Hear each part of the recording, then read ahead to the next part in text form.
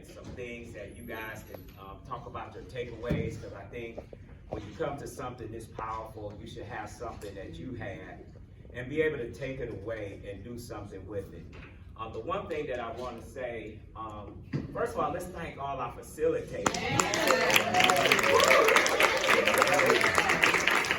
Our facilitators stand so we can honor you guys, because you guys have imparted in us so much. Thank you, Pastor, for teaching on leadership, and Minister Kim, thank you for teaching us about mental health in the church. Prophet Shalonda about the kingdom and the ecclesia of who we are. Pastor Antoine, the Marketplace Ministry. Pastor Denise, thank you for evangelism. And Apostle-elect, that's what we're going to start calling. This morning I was sitting up writing down your name, and I said, no, he's Apostle-elect. Teaching us on the difference in the offices and the ministry, and Prophet T, the AI. And y'all can see, but let's give him a big hand.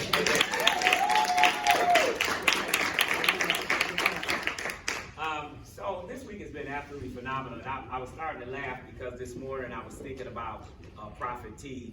She's always been my AI.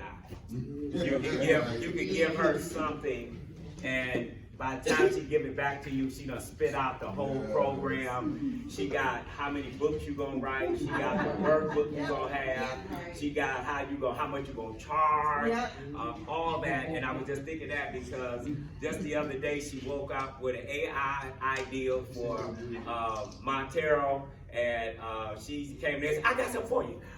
You're going to do this, you're going to do that, you're going to do it for a whole year, and you have 2 sessions there. Then they got to get certificates, and they ain't got the certificate, they can't go to the next level, and you're going to write a book, and you're going to be here. And just that quick, she was able to take that. So I thank God. Because what happened for me, and I don't know what happened to y'all, and I want to say this for real, y'all.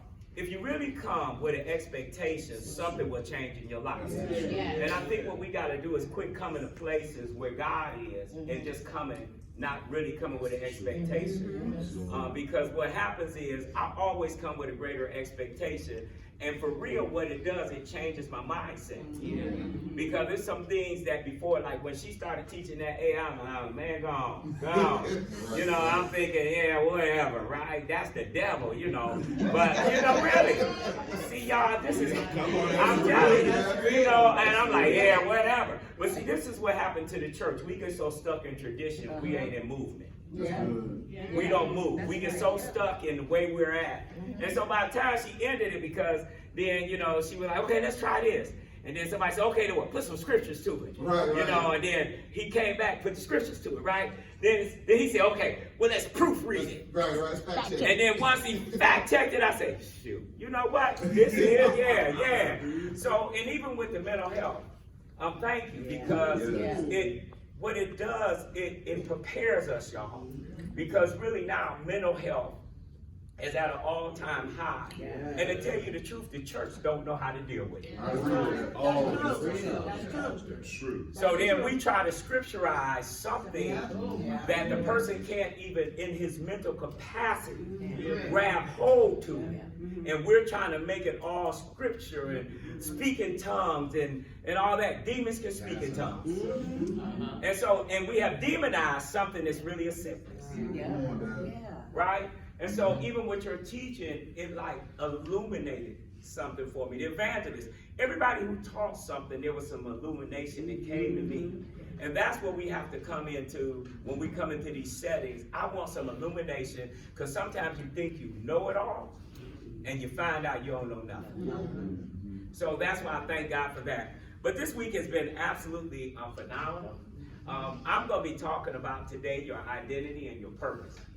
I'm really going to dive into that a little bit, just so we can. I think when I looked at the title of the retreat, it was Kingdom Identity. And I think so many times, Minister Kim, people don't know who they are. Yes.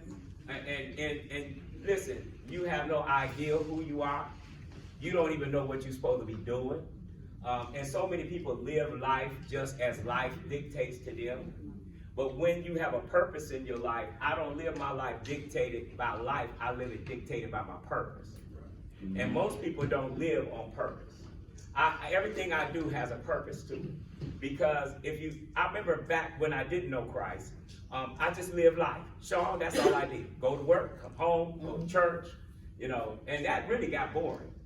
But then when I discovered my purpose, when I discovered my true identity, it began to change how I even walk.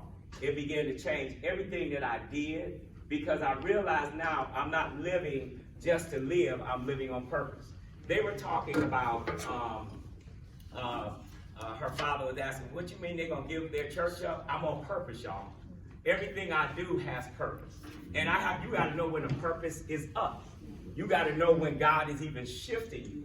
Because you could be so stuck somewhere in your life that God is saying, hey, I'm calling you to another place, that you're so stuck in the place you're at. Because really, I don't know about y'all, for me, now this is a transparent moment, I don't like change.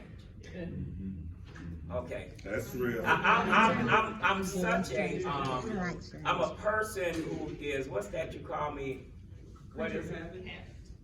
It's different than a habit. I am, everything got to be like I'm in military. Like you get up at 4. Very structured. Structured. I am a very structured person. I am structured. So when you introduce something new to my structured life, it like, I gotta get, where my wife, she ain't got no structure. I'm gone.